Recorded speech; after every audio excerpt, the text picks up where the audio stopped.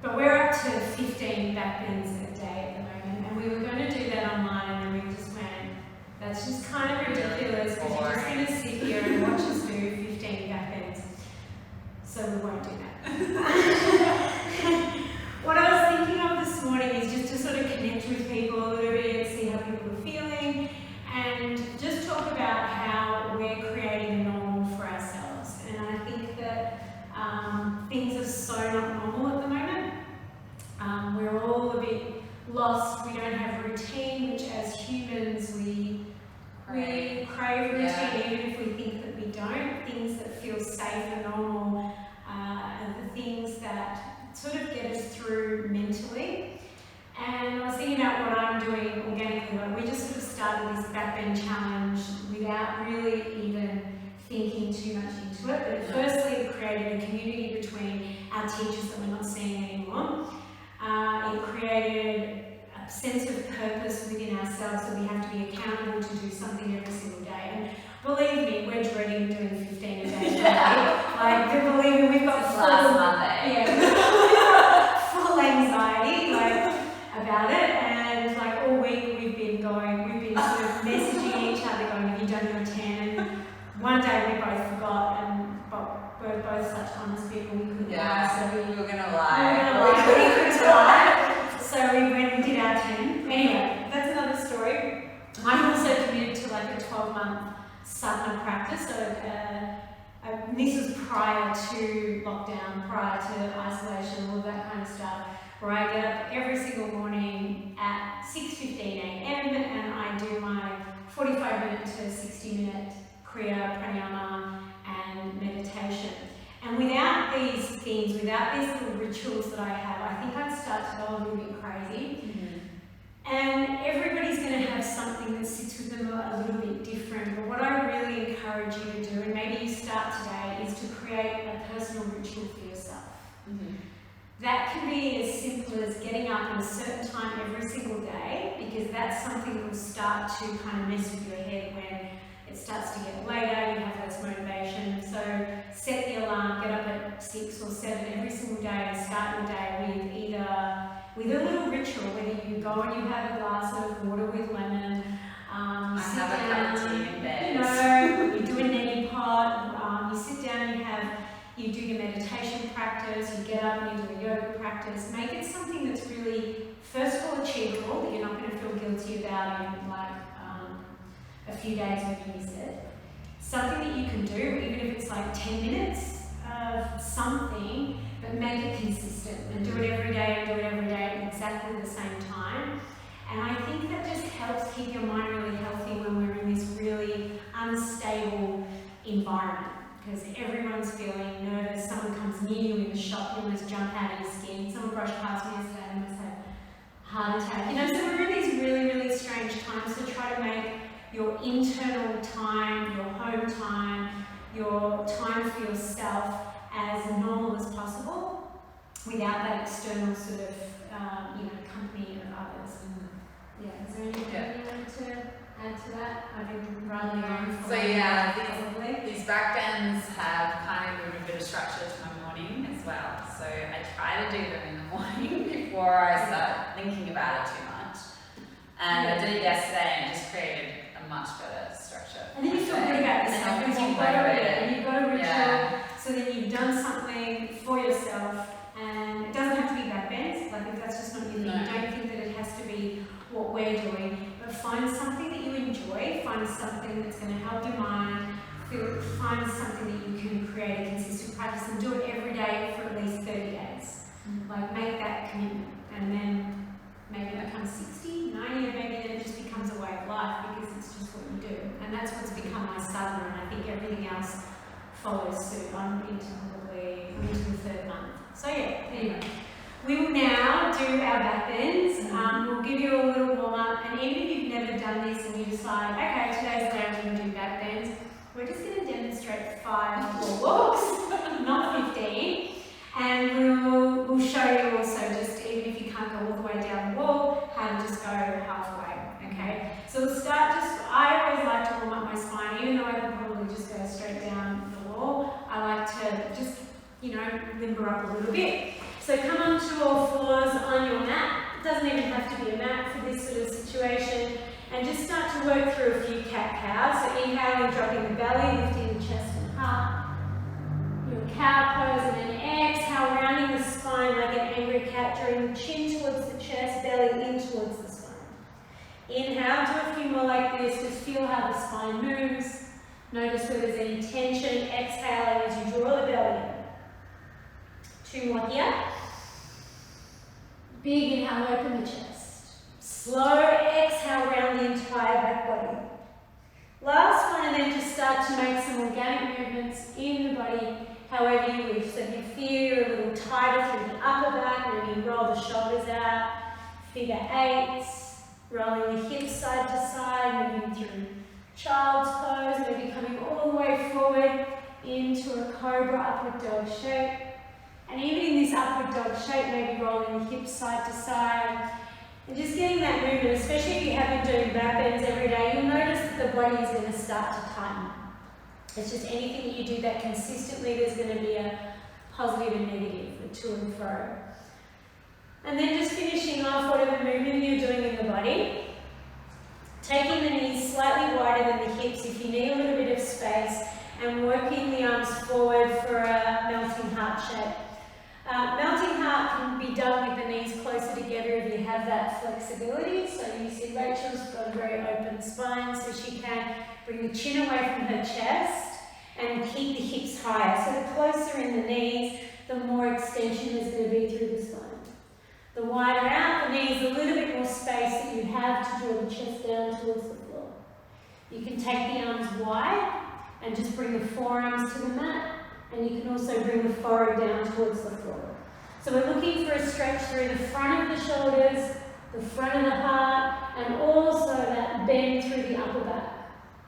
Tilt the hips up towards the ceiling. Feel the whole chest draw down towards the earth. Take 2 more breaths here, see if you can sink the heart a little bit closer towards the earth. So there has to be that feeling of surrender, that feeling of letting go, that the body then begins to respond.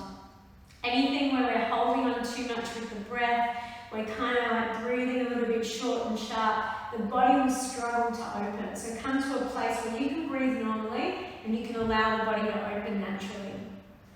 From here, just start to slide the body forward into a Sphinx shape. So you extend the legs behind you, staying on your forearms.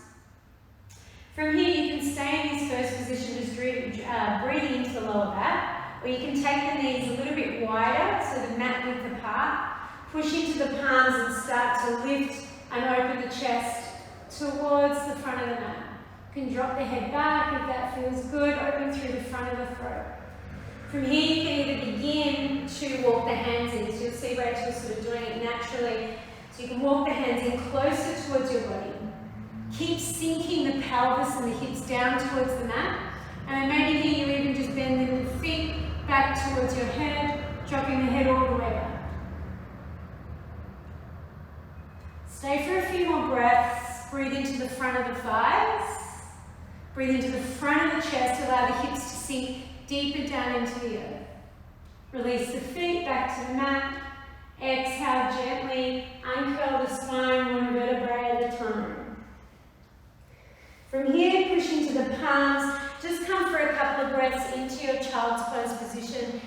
And again, when we move the body forward and back, you notice a little bit of resistance when you start to round the spine again. It's perfectly normal, so try not to go into too much of an aggressive stretch the opposite way. Just allow the body to kind of reset. It's that yin sort of principle. And then gently uncurling the spine. Drawing the hips to one side, and we'll lie down on our back and we'll just do a couple of bridge sets to warm up the spine. And if you would prefer to come straight into wheel and do 2 sets of wheel, go ahead. So either starting with bridge, either 2 sets of bridge, 2 sets of wheel, 1 set of bridge, 1 set of wheel, whatever your choice. For bridge, you can either bring your hands flat to the mat, or you can even hold the front of the feet and go for that like quite a stronger sort of variation of bridge. Drawing the chin in towards the chest, and then as you inhale, lift the hips up towards the ceiling. So the palms can stay flat. You can bring the hands to the base of the spine, or you can interlace your hands underneath your body, or again holding the front of the feet. So you take your variation and then lift the hips as high as you can. Draw the shoulders down. Use the thighs to lift the hips up higher. Then as you exhale, release the hands by the side of your body. Gently lower the hips back down towards the earth. You can rock side to side, again just creating a little movement through the body. And then we'll do one set of wheel just to prepare for our wall walks. So again, if you've never given it a go, your wall walks, join in, make it a fun time in isolation. Bring your hands by the side of your ears, so you can also do another set of bridge, obviously. You can either start high on your toes or with your feet flat. Elbows pointing up towards the ceiling. You can take your arms slightly wider if you need the space. Start to lift the hips up towards the ceiling. You can come to the top of the head, this might be enough, or push all the way up into your wheel pose. From here we want to start to open through the shoulders to be able to walk down the wall. So drawing the shoulders, drawing the chest towards the wall, really opening through the front of the arms, the front of the chest. And you can see Rachel started to walk her feet in one by one just to create a deeper back bend. This is going to help as you walk down the wall. And then to come out, bring the chin towards your chest. Draw the shoulders down towards the mat. Bend the elbows. And then slowly lower the hips back down towards the floor. Again, just a little windspring wiper with the legs, taking the feet wide, rocking the knees side to side. And then it's wall walk time. Yeah. I tell you, I don't know why we create these rituals, but you know what? My shoulders know. Yeah. My body feels good. I just have this mental block with it at the moment. Anyway, I will still do it every single day. Yeah. So I'll get Rachel just to demonstrate the half position. Again, so if this is your very first tune into our Backbend Monday, this is where you start. Take the feet slightly wider than the hips. This is going to create space in the body. Take your body, it's probably about 3/4 of a metre away from the wall, depending on your height. Pistol grip the hands. Reach the arms up towards the ceiling. And you see in this position with Rachel, depending on your angle, she's really reaching up, squeezing the palms, straightening the arms, lifting up through her chest, and then just using the thoracic spine, so the upper back to start to reach back for the wall. And you might not even touch the wall for a week, for a year, it doesn't actually matter. If you can touch the wall, then place the palms against the wall, push against the wall to lift the chest up towards the ceiling. And you see she naturally comes high on the toes. This will create more space in the upper back. If this feels okay, then she can start to walk her hands all the way down the wall. And maybe she stays halfway. We were teaching someone the other day, someone was asking us about it. And the trick is, don't do little short, sharp walks. You can come back up when you're ready. Because she's doing emergency exits, so I'm talking about too many things. Chin to chest, shoulders to the floor. If you feel stuck, you can't get out. But rather than try to do really big steps, and when you're quiet, when your hands are about here, place the hand onto the floor then. Don't keep walking because you'll feel like you're claustrophobic. Alright, so if that's what you're feeling, that's why. Alright, she gets to do 6. So and again, adjust the feet as you need. You'll go into it and you'll straight away know whether you're too close or you're too far away. So let's do 5. We go quick, you can go as slow or as fast as you wish. Reach up. Use the upper back first. So you may know I'm too close. Touch the hands to the wall, push against the wall, high on the toes. Walk the hands all the way down. Coming back up, using the hands, walking all the way back up, I finish in prayer. 1, 2, reach up, don't collapse into the lower back, reach all the way back.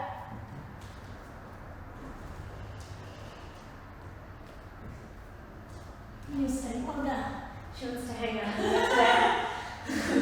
3.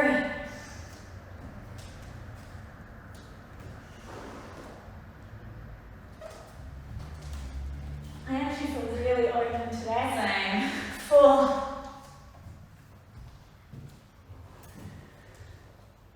5. one, I won't bore you. Stay a little longer on the last one, draw the chest towards the wall. Walk the feet in closer. And then slowly walking back out.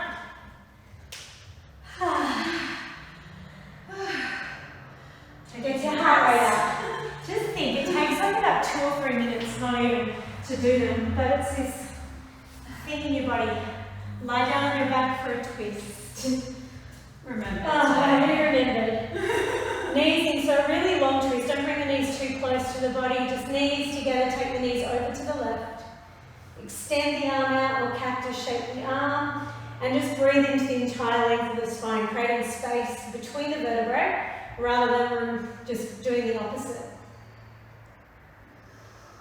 Come through center, drop the knees to the right, look along your left arm, and feel that space between the vertebrae. Visualize the body becoming more open. Breathe into the entire side body. Through center, hug the knees, very gentle, have a squeeze. And then come back up to a seat on your mat. Ritual day, Monday. 5 done. We would love to hear your rituals. Like you think, oh, they don't really want to know what we're doing. But we actually do. We really miss having contact with people, contact with students. We can't obviously do it in person as much as we'd love to, but we would love to hear how you're going. Even if it's not so great and you need a little bit of help, reach out. Even just a little message here and there can just sometimes help through this time. Yeah, so we'll be back tomorrow. I'll confirm the time later, but I think it's around 11:30 tomorrow for Tricky Tuesday. No, Tricky Transition Tricky Transition Tuesday. Sorry, Tricky Transition Tuesday. Silly me.